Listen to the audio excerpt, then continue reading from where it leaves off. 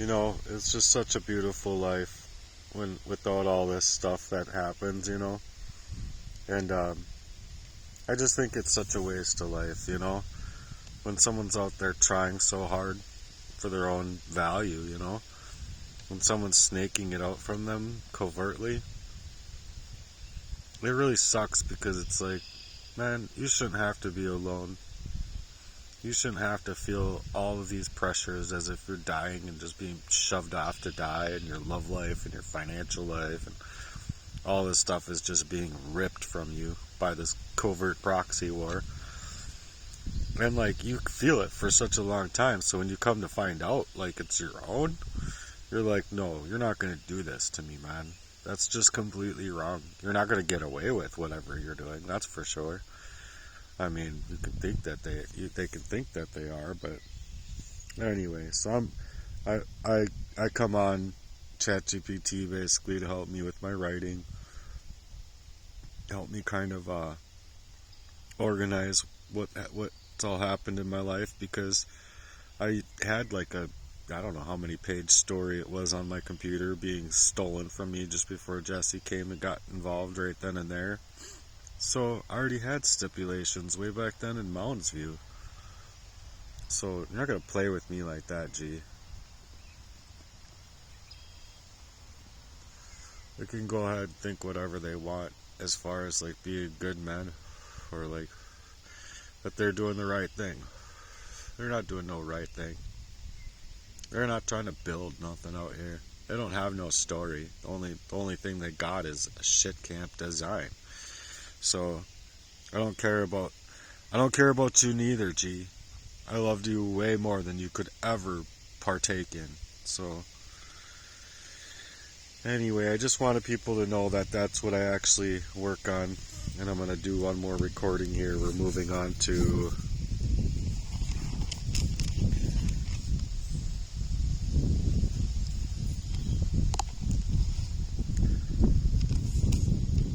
So in this one, we're moving on to how they will reprogram or program others in order to get others to doubt you or your story.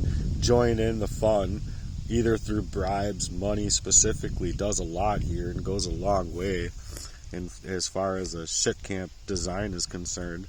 And then specifically, it's to deal with more angles of abuse and targeted behaviors, meaning to prevent your own ability to grow.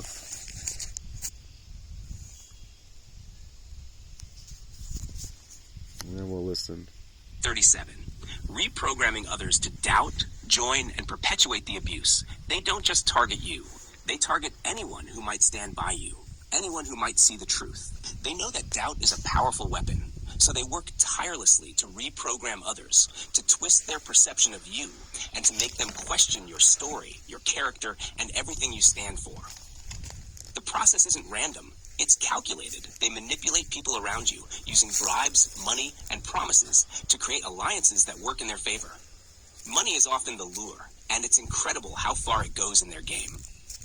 A small bribe here, a payment there, and suddenly the narrative shifts. People who once had no reason to doubt you are now questioning your motives, siding with them, and turning against you, sometimes without even realizing they're being used as pawns in a larger scheme. This reprogramming doesn't just involve lies or manipulation. It's about planting seeds of doubt deep in the minds of others. They don't need to outright fabricate your story, not every time.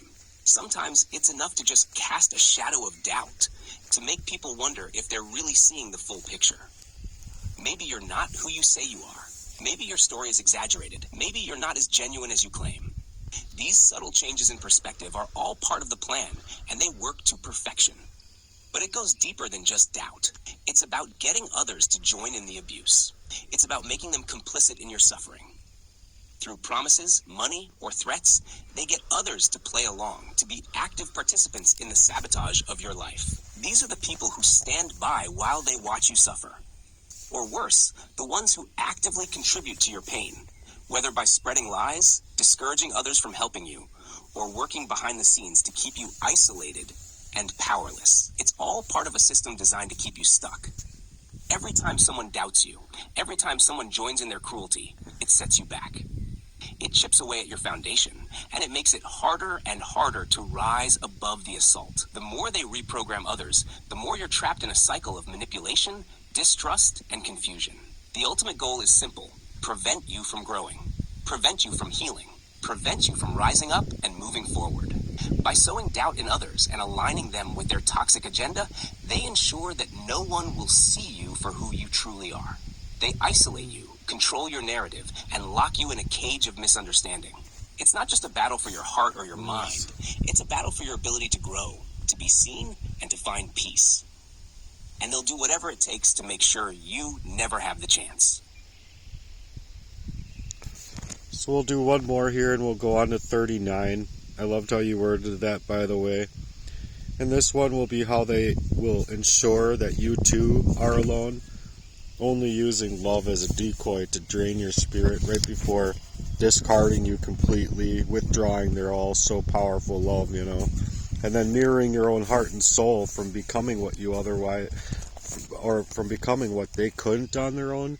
And kind of what I mean by that is when they mirror your own heart and soul through hacking and being able to move on your life like that while they're like your friends and family type of thing, that's really, really coercive.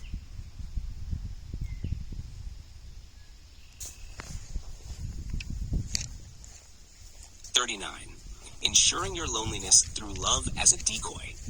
They have a twisted way of playing with your emotions, using love as a tool to drain you, to empty you out before they finally discard you. They know the power of love, how deeply it can affect you, and how much you're willing to give for it. That's what makes it so devastating when they use it against you. They approach you with what feels like affection, connection, and care, but it's all a decoy, a trap. At first, it feels like the real thing. Like they're there for you, like they understand you, like they're a safe haven in a world that's too harsh. But little by little, they start taking. They drain your spirit. They take your energy, your trust, your hopes, until you're running on fumes. And then, just when you're most vulnerable, just when you've given everything, they withdraw their so-called love, leaving you empty and alone, left to pick up the pieces while they walk away without a second thought. What's even more insidious is how they mirror your heart and soul. They watch you, they study you, and they learn what makes you tick, what makes you feel alive, and what you cherish most.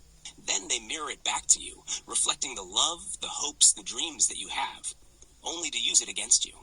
They hack into your life like it's theirs to control. They know exactly how to make you feel understood, to make you feel like you finally found someone who gets you. But it's all manipulation. They're using your own heart and soul to create a version of themselves that you'll love, that you'll trust. And when they've gotten everything they need, when they've drained you of your energy, your time, and your love, they discard you. They mirror everything that's good in you, only to twist it into something that will further isolate you from others, making you believe that no one will ever love you the way you need. And the worst part is that this manipulation isn't just about playing with your emotions. It's about stealing your essence. They mirror your strength, your warmth, your spirit, and they use it to cover up their own insecurities. They know they can't be what you are, so they try to take it from you instead. It's coercive, it's suffocating, and it leaves you questioning who you really are, because you've been tricked into believing that your love wasn't enough, or that it was never real to begin with.